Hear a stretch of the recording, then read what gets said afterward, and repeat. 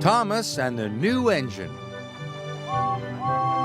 The trains on the island of Sodor keep very busy. There are always lots of jobs to do. One morning, Sir Topham Hatt came to Tidmouth Sheds. "A new engine has arrived on the island," he announced. "His name is Neville. You must all make him feel welcome. A happy engine is a useful engine."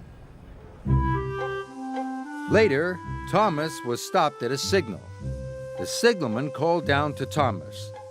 "The bridge ahead is unsafe. Thomas, you ought to collect a piece of ironwork so the bridge can be repaired." "Yes, sir," huffed Thomas. At the yards, Harry and Bert were with Neville, the new engine. Neville was a steamy, but he had a square body like a diesel. Neville was backing up towards some trucks. "Nearly there," said Harry cheekily. "Nearly there," said Bert naughtily. Then there was trouble.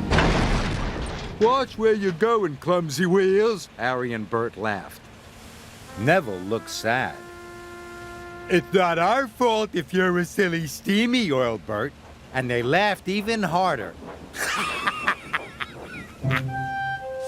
Thomas arrived at the yards. He could see Harry and Bert laughing with Neville.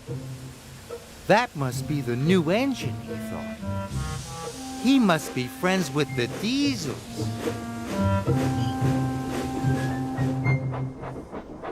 Thomas arrived at Knapford Station.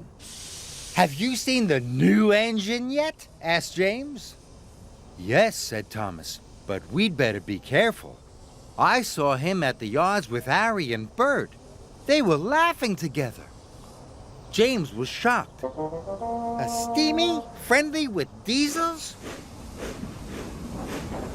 As Thomas left, Edward pulled in. "Have you heard about the new engine?" snorted James.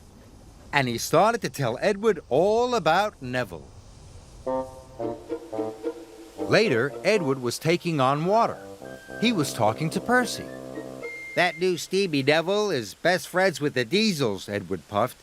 "He doesn't want to be with Stevies at all." "How do you know?" peeped Percy. "James told me and Thomas told him," whistled Edward.